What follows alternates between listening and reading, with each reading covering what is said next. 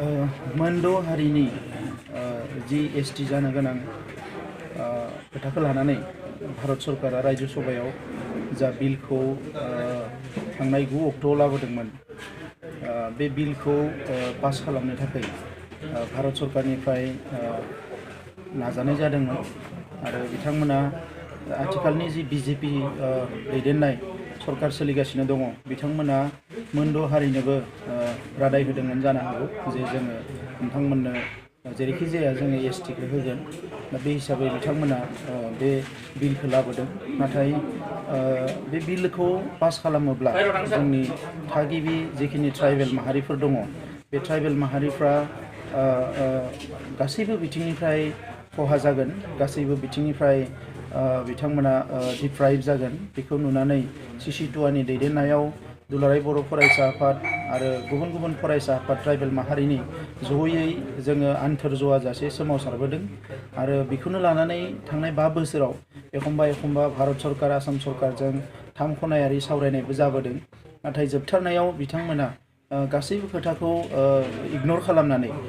दोनथ'नानै बिथांमोना बिलखौ लानानै फैदों आरो बेवहाय जोंनि खुद्रिनाया बारानिफ्राय बारा जादों आरो बे हिसाबैनो जि आसामाव बेखौ लानानै जि ग्रुप अफ मिनिस्टार दानानै होदों बे ग्रुप अफ मिनिस्टारजोंबो रायलायनाय जादोंमोन आरो बेवहाय जोंनिफ्राय ट्राइबेल माहारिफोरनिफ्राय CC2आ ट्राइबेल संघ गासैबो जयै जोङो एखे मोनसे खुगाजोंनो जोङो बुंदों मोनसे गारांजोंनो जोङो बुंदों जे बेखौ जों मालाबाबो गनायनानै लाया मानोना बियो जोंनि राजखान्थिनि मोन्थाय जोंनि लकेल बडि इलेक्शननिफ्राय लानानै पार्लियामेन्टसिम जोंहा खहा जागोन जोंनि नेशनेल लेभेलाव साख्रि बाख्रि गासैबो बिथिंनिफ्राय जोंहा खहा जागोन एडमिशननि बिथिङाव खहा जागोन रांखान्थियारि जिखिनि बेनिफिट जों मोनो बेवहाय गासैबो जोंहा खहा जागोन दा बेफोरखौ लानानै जों जेला सावरायो बिथांमोना खोथाफोरखौ बिथांमोना गनायना लानो गोनां जादों आरो खहाया जे जागोन बेखौ ग्रुप अफ मिनिस्टारनिफ्राय चेयारमेन आरो माखासे बिथांमोना गनायनानै लानो गोनां जादों दा बे हिसाबैनो जों नारसिनदों जे बेबायदिखौ जों कुनुदिन गनाया आरो आन्थोर जयै माखासे सोमावसारनायनि उनाव जानो हागौ बिथांमोना बेखौ थाद'नो गोनां जादों आरो बे हिसाबैनो मैया राज्यो सभाया जोब्बाय नाथाय बे बिला फैयाखिसै दा बेवहाय गुबैयै आङो बर' माहारिनिफ्रायनो बांसिन गोख्रों जादों एबार सोमावसारनाया मोनद' हारिनि हेंथायै थांनाय समाव जोंनि राजखान्थि दोलोफ्रा जिबौआबो थैथों लावथियाबो दा बायथों होननाय बायदि माखासे रल लादोंमोन नाथाय दुलाराय बर' फरायसा आफादा हारिनि अलखद फैगोन एबा हारिया खहा जागोन बेबायदि माखासे थासारि फैयोब्ला कुनु दिन कुनु कमप्रमाइज खालामाजासे जोङो सोमावसारबोदों आरो एबारबो जोङो दिल्लीयाव थांनानै जोंनिफ्रायनो बिथां इउजि ब्रह्म आदित्य खाख्लारि आरो गोबां दैदेनगिरिफोर ज' थांनानै जोङो गुलाम नबी आजादखौ खननै लोगो हमहैदों जायनिखि राज्यो सभायाव अपोजिशन लिडार जोङो बिथांमोननि राज्यो सभानि माखासे गुबुन गुबुन रायजोनि माखासे एमपिफोरखौ लोगो हमदों ट्राइबेल एमपिफोरखौ लोगो हमदों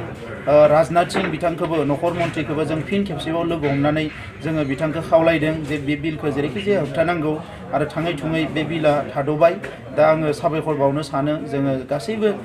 बर'नि माहारियारि आफाद गासैबो बर'नि सानसुमै मेलेमजिबि जोंनि लाइमोन गोहो जायफोरनिखि आइजोफोर जायफोरनिखि सानफ्रोमबो सोमावसारनायाव धरना रेलि जियानो जाया मानो गावनि खामानिखौ नागारनानै सोमावसारनायाव बाहागो लादों आरो दिनै गमामायैनो सुबुं दारा खान्थियाव सुबुंनि गोहोआ जे जोबोद माने गोख्रों हाबा मावनो हायो बेखौ फिन खेबसेबाव फोरमान होनो हाबाय आङो बयनिसिमबो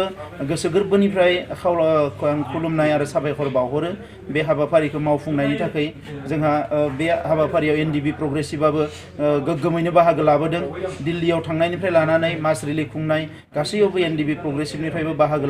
लाबोदों बिथांमोननोबो आङो साबायखर बावदों आरो बेजों लोगोसे आं बेखौनो खावलायनानै दोननो नागिरो जे जोंनि गुबै जि मावनांगौ हाबाफारि बे जाबाय बड'लेण्ड सोरजिनाय दा बड'लेण्ड सोरजिनाय हाबाफारिखौ लामा हान्थिनायाव बायदिसिना बेबायदि गोदान थासारि फैगोन नाथाय जोङो बेखौ बावनो मोननाय नङा बेनिखायनो राजखान्थियारि दैदेनगिरिफ्रा सोरबा MLA MP राजखान्थिगिरिफ्रा जियानो बुङा मानो बर' आइ आफा रायजो राजाया गावनि गोसो गोरबोआव फोथायनाय लानानै बर'नि मुंख्लंफोरनि खोथाखौ गोसोआव लाखिनानै बड'फा उपेन्द्रनाथ ब्रह्मनि जि मोनसे होलांनाय हाबाफारि बड'लेण्ड सोरजिनानै बर'खौ बुहुमाव गेरेमसा हारि दानो जि मोनसे बिबान होलांनाय बे खोथाफोरखौ गोसोआव लाखिनानै बयबो जाहाथे गोसोखौ हमथानानै आवगायबोयो आरो फैगोन समाव जोंहा बड'लेण्ड मोननो थाखाय लामाया मोनथाम गिबि लामाया जाबाय सोमावसारनाय, बेखौ जों कुनु दिन दोनथ'नो हाया। नैथि लामाया जाबाय राजखान्थि। जेलानो इलेक्सन फैयो बड'लेण्ड मोननांगौनि थाखाय जोङो बयबो ज' जानांगोन। आरो एबार आङो खावलायगोन जे जों बयबो संनांगौनि सम जाबाय। हारिनि सोर लोगो सोर सुथुर, हारियावनो थानानै हारिनिनो मानसि जानानै जायफोरानोखि बर' हारिनि थाखाय खोथा बुङा, जायफोरानोखि बर' हारिनि अलखद समावबो हारिनि जानानै गसङा, बेफोरबायदि दैदेनगिरिफोरजों हारिया मा मुलाम्फा जागोन बे खोथाफोरखौ साननांगौनि सम फैबाय। आङो फिन खेबसेबाव बयनोबो गोसो गोरबोनिफ्राय खुलुमनाय आरो सिबिनायखौ बावहरबाय। आरो फैबाय थानाय समाव बड'लेण्ड सोमावसारनाया गोख्रोंनिफ्राय गोख्रों जागोन। बे हाबाफारियाव जाहाथे बयबो ओंखारो, जों बयबो समायखिरा लाखानाय। जेब्लायसिम बड'लेण्ड जेंनाया सुस्रांजाया अब्लासिम जोंनि सोमावसारनाया थांबाय थागोन। आं बे बिथिङाव रायजोफोरखौ बेखौनो खावलायनो सानो,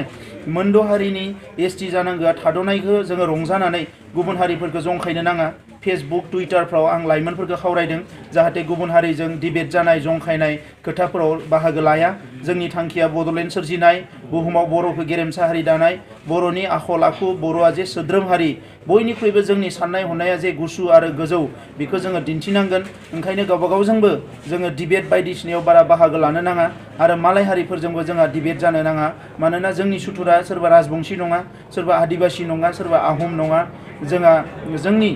गुबै सुथुरा जाबाय जोंनि मोन्थायखौ जाव मावफुंनानै होआ, बेनो जोंनि सुथुर। दा बेनिखायनो जोंनि सुथुरखौ जों सिनायनांगोन आरो जों खौसेयै दावगालाङोब्ला सानसे नङा सानसे जोङो बड'लेण्डखौ मोनफुंनो हागोन। बे फोथायनायखौ लानानै बयबो खौसेयै दावगालांनो थाखाय आं खावलायनाय जाबाय।